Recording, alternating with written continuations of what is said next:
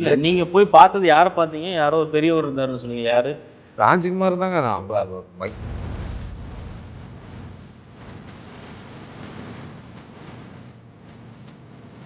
என்ன எதுக்கு கூட்டிட்டு போறாங்கன்னாங்க, எதுக்குன்னா ஹெலிகாப்டர் வரும், டெஸ்டப்பாக இருக்கும், இந்த தென்னை மரத்தெல்லாம் இருக்கு, ஒரு க்ரௌடாக பண்ணணும், அந்த வேலைக்கு கூட்டிகிட்டு போகிறாங்க.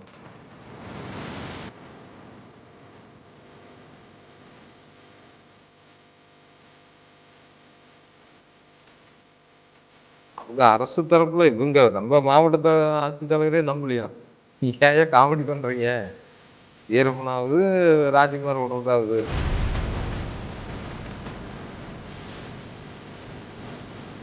நான் பூத்துலேருந்து வெளியே வரும்போது இந்த மாதிரி கேட்டார், இப்படி போங்க வழித்தடம் சொன்னாங்காட்டி அவர் தான் போய் அப்பாவை பார்த்துட்டு கட்டி பிடிச்சி அழுது ரொம்ப சந்தோஷப்பட்டுங்க. அப்பயே அங்கே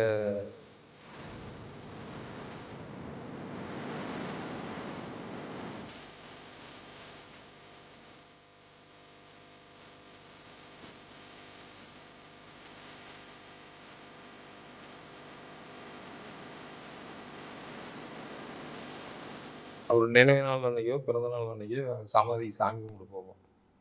இப்போ இப்பவுமே நிறைய பேர் போய் வேண்டுதல்லாம் வைப்பாங்க, நிறைவேறுது அப்படின்னு ஒரு நம்பிக்கை இருந்தது. சரி நாமளும் ஆனால் வீரப்பண்ணனுடைய சமாதியில் போய் சாமி கும்பிடுவோம். நானும் வருஷம் போய் சாமி கும்பிட்டு வருவேன்.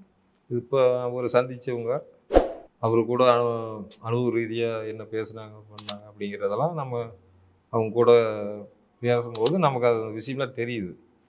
அப்போ அப்போ வந்து நிறைய பேர் இந்த விஷயத்த பேசுவாங்க, அதெல்லாம் வந்து தெய்வ பிறவி, நான் வந்து மனசார அவர் வந்து நான் நேசிக்கிறேன்னு சொல்லுவாங்க. நிறைய தாய்மார்கள் மலங்காட்டில் வந்து பாதுகாப்பே இல்லாதவங்களுக்குலாம் நிறைய பேருக்கு உதவி பண்ணியிருக்காருலாம் அவங்க மூலிமா நான் தெரிஞ்சுக்குவேங்க.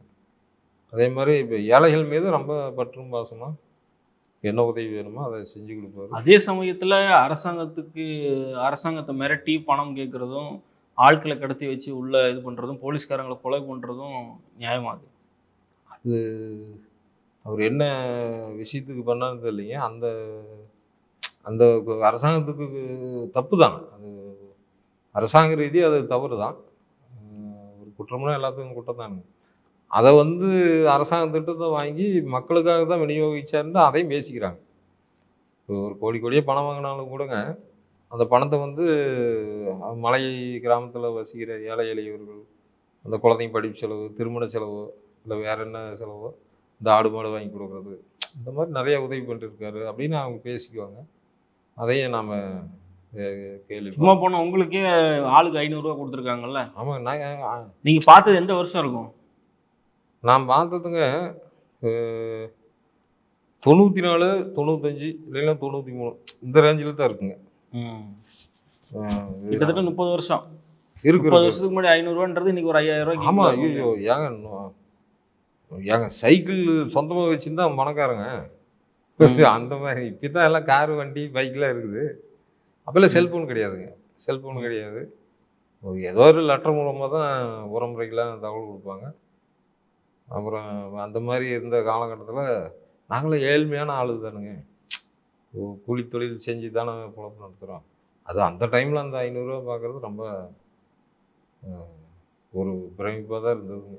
நீங்கள் 500 ரூபா வச்சு என்ன பண்ணீங்க? நானும் 500 ரூபாய்க்கு என்ன, எங்கள் வீட்டுக்காரி கேட்டால் என்ன காய்க்கு போனேல வரும்போது போய் இதை வாங்கிட்டு வாங்க, அரிசி வாங்கிட்டு வாங்க, பருப்பு வாங்கிட்டு வாங்க. நல்ல நாடு சைக்கிள் வச்சு சந்தைக்கு கூட்டிகிட்டு போயிட்டேன், அந்தியூர் சந்தைக்கு. சரி சந்தைக்கு கூட்டிகிட்டு போய் எல்லாம் வேணுங்கிற செலவெல்லாம் வாங்கிட்டு அப்புறம் வீட்டுக்கு கொண்டாந்து விட்டு, என்ன காசு விழுன்னு சொல்ல ஒரு 200 ரூபாய்க்கு செலவு பண்ணியிருப்போம்.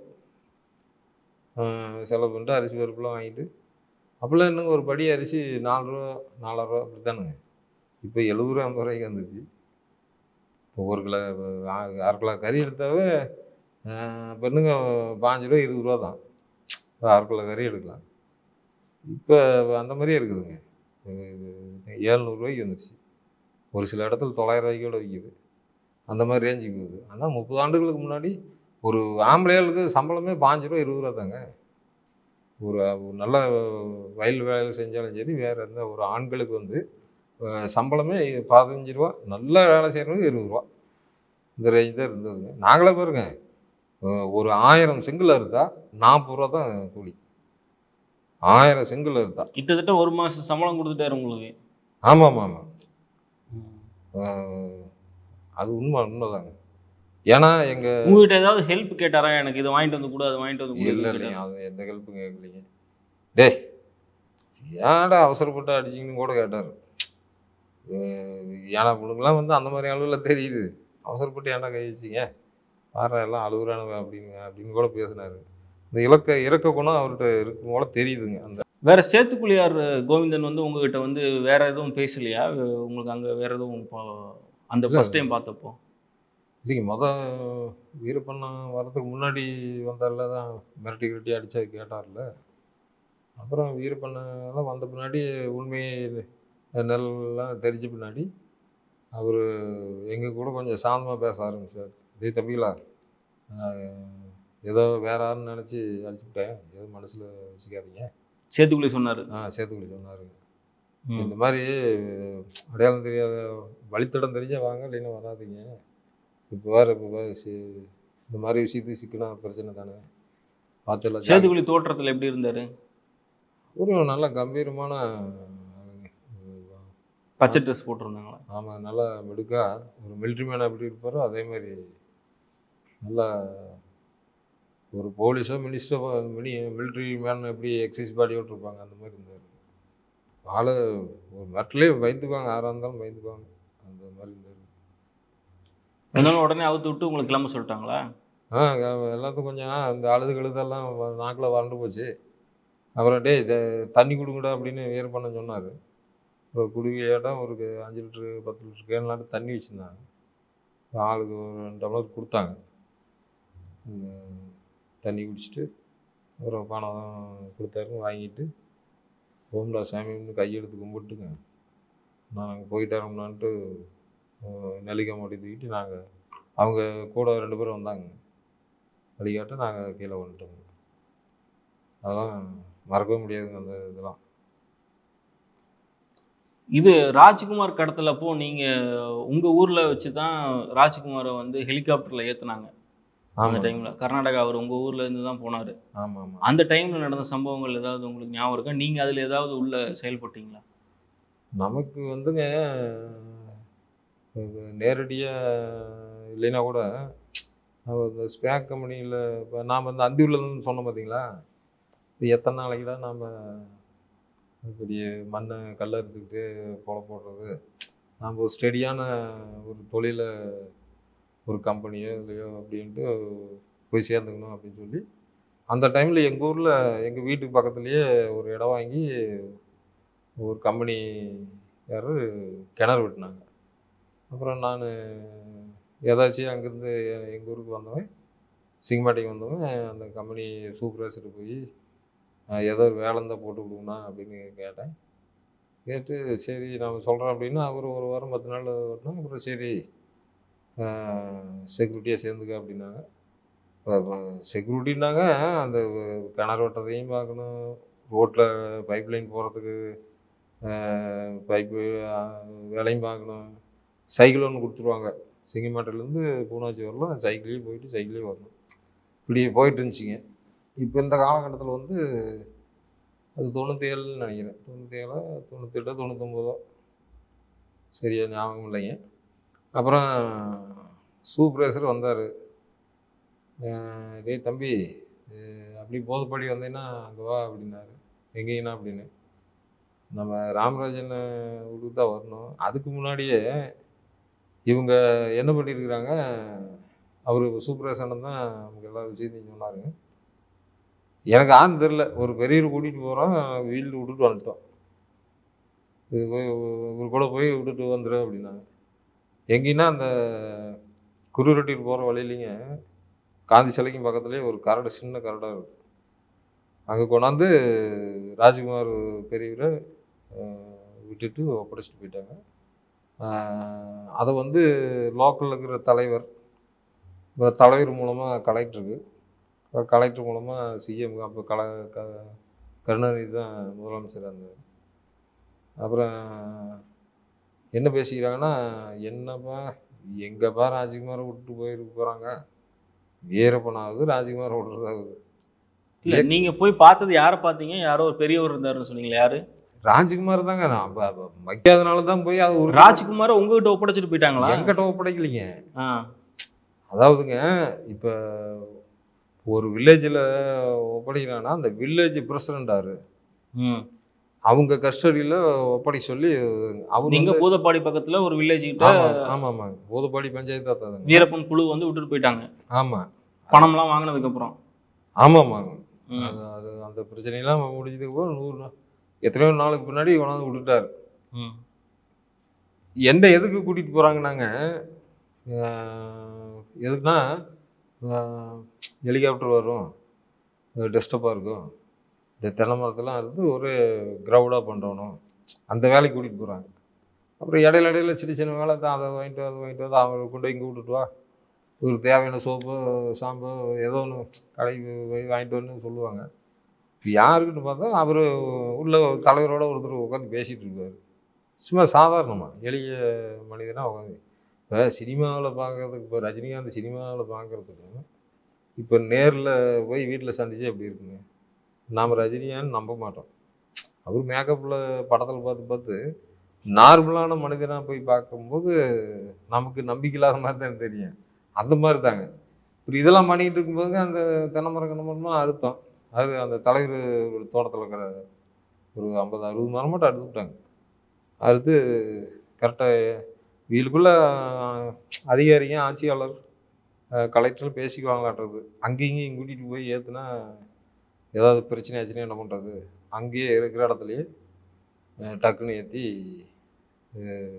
கர்நாடகா ஒப்படைச்சிடலாம்.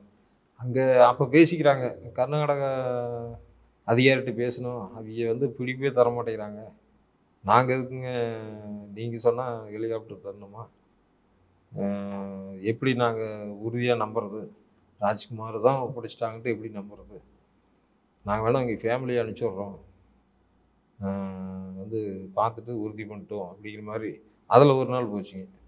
அப்போ அந்த ராஜ்குமாரோடைய பையன் கார்லேயே வந்தார். நான் அப்போ இந்த ஒரு காயின்ஸ் போட்டு பேசுவாங்க பார்த்தீங்களா, அந்த ஃபோனு தான் அதிகமாக இருக்கும். நான் ஏதாச்சும் அவர் இந்த மர வேலையெல்லாம் முடிச்சுட்டு சாப்பாட்டுக்கு போதப்படி வந்தோம், ஒரு 2 மணி இருக்குங்க. வந்துட்டு ஒரு காயின்ஸ் போட்டு கால் பண்ணி பேசிட்டு, ஆனால் நான் சாப்பிட்டு வரோம், ஆனால் சாப்பாட்டுக்கு காசு கொடுக்கணும் இல்லைங்க, என் வீடு சிங்கமண்டல் இருக்குது, நாங்கள் 2 கிலோமீட்டருக்கு அந்த பக்கம் போதப்படிப்போம். அப்புறம் சாப்பிட சூப்பர்வைசர் சொல்லிட்டு சரி சாப்பிடுங்கடா வரேன் அப்படின்னாரு. அப்போ அந்த பூத்து விட்டு வெளியே வரும்போது கரெக்டாக ஒரு கார் வந்து நின்றுச்சு. அவர் கர்நாடகாவில் தமிழ் கலந்த கர்நாடகம் பேசுனார். இது மாதிரி ராமராஜ் பிரசிடண்ட்டு வீடு அப்படின்னாரு. இப்போ நேராக போய்ங்க, இந்த மொழினூர் பிரிவு இருக்கும், உள்ளே போனீங்கன்னா உள்ள ஜல்லிக்கட்டு இருக்குட்டு பக்கத்துலேயே வீடு இருக்கும் அப்படின்னு சொல்லி. அப்புறம் நான் அப்போ தான் நினச்சேன், இவர் எங்கே பார்த்த மாதிரி இருக்குது, இதில் பார்க்குறோம் இல்லைங்க பேப்பரில், இது அந்த செய்தி அந்த போலீஸ் பாதுகாப்போட வந்தாங்களா? அவர் தனியாக ஒரு லேடிஸு, இவங்க ஒரு 2-3 பேருங்க. அவருக்கு வேறு போலீஸ் கிலீஸ் எதுவுமே இவங்க தான் நம்பலையாங்க.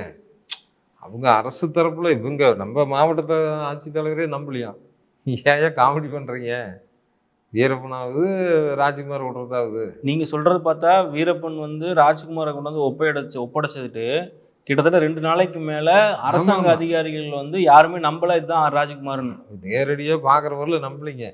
சினிமாவில் பார்க்குற தோற்றம் வேறையா இருக்கும், நேரில் வயதானவர் எப்படி இருப்பார், சினிமாவில் பார்த்து இப்போ வயதான முகத்தை பார்க்கும்போது இது அவர் இல்லை அப்படின்னு நாமளே அதுதான் சொல்லுவோம். அந்த மாதிரி இவங்க நம்பலை, இவங்க நேரடியாக வந்து தலைவர், ஏன்னா மாவட்ட ஆட்சித்தலைவர்னாவே ஒவ்வொரு வில்லேஜ் தலைவர் பேசுனா உண்மை அறிஞ்சிக்கிட்டு தானே இது பண்ணுவாங்க, சம்மந்தப்பட்ட அதிகாரி விட்டு. இது எப்படின்னாங்க, இப்போ நான் எப்படி அந்த வேலைக்கு போனாங்க, இப்போ அந்த சூப்பர்வைசர் வந்து அவர் அந்த கம்பெனியில் வேலையில் இருக்கிறாரு, நானும் அதே கம்பெனியில் இங்கே கிணறு வெட்டுற இடத்துக்கு நான் தான் இன்சார்ஜு, செக்யூரிட்டியாக வேலை பண்ணி பார்த்துட்டு இருந்தேன். அப்புறம் அந்த தலைவர் வந்துங்க அந்த கம்பெனியில் டைரக்டர். இப்போ அந்த தலைவர் வில்லேஜ் தலைவர் இருக்கார் இல்லைங்க, போதப்பாடி வில்லேஜ் தலைவர், அந்த கம்பெனியில் டைரக்டர். அவர் அங்கே போகும்போது அந்த வேலைக்கு என்னையும் கூப்பிடும்போது எல்லாம் ஒன்று சேர்ந்துக்கிட்டோம். இப்போ தான் நடக்கிற விஷயத்தை ஒவ்வொன்றையும் நான் பார்க்குறதுனால நான் உங்களுக்கு சொல்கிறேன். அப்புறம் அந்த ராஜ்குமாருடைய பையன் நான் பூத்துலேருந்து வெளியே வரும்போது இந்த மாதிரி கேட்டார், இப்படி போங்க வழித்தடம் சொன்னங்காட்டி அவர் தான் போய் அப்பாவை பார்த்துட்டு கட்டி பிடிச்சி அழுது ரொம்ப சந்தோஷப்பட்டுங்க. அப்பயே அங்கே எனக்கு வந்து அந்த டவுட் வருது, எதுக்கு மரம் இருக்கிறாங்க, எதுக்கு ஹெலிகாப்டர்லாம் பேசிக்கிறாங்க அப்படிங்காடி தான், ஏங்க எதுக்குலாம் இதெல்லாம் பண்ணுறாங்கன்னு கேட்கும்போது தான், அட மடையா இத்தனை நாள் நேற்று பார்த்தே இல்லை, அவர் தான்டா ராஜ்குமார், கன்னடம் நடிகர் இருக்கார்ல, அவர் தான் ராஜ்குமார், உனக்கு அடையாளமே தெரியலையாடா, இத்தனை வாய் பேசுகிறேன் இதெல்லாம் கூட தெரியாதா. ஒன்று ரெண்டு ஹெலிகாப்டர் வந்துச்சுங்க. அப்புறம் ப்ரெஸ் மீட்டிங் வச்சாங்க, ஆனால் பேசலை. அண்ணா அண்ணா என்னென்ன ஆச்சுன்ட்டு கேட்குற மாதிரி கேட்டேன். இப்போ திரும்பி பார்த்தேன், பின்னாடி 2 போலீஸ்காரர் சைக்கிள் வந்துட்டு இருக்கிறாங்க. இப்போ தேவர் ஜெயந்தி மாதிரி பண்டி பெரிய இதாக கூட்டம் சேர்த்தா என்ன பண்ணுறதுன்னு ஒரு அச்சம் ஏற்பட்டாலும் இருக்கலாங்க. ஆரம்பத்தில் அவங்க சகோதரி வந்து வனத்துறை அதிகாரிகளோ வனத்துறை சார்ந்தவர்களோ தெரியல, அது பாலியல் வன்கொடுமை செஞ்சிடறாங்க. இதை வந்து யாரோட சகோதரியா? வீரப்பனுடைய சகோதரியை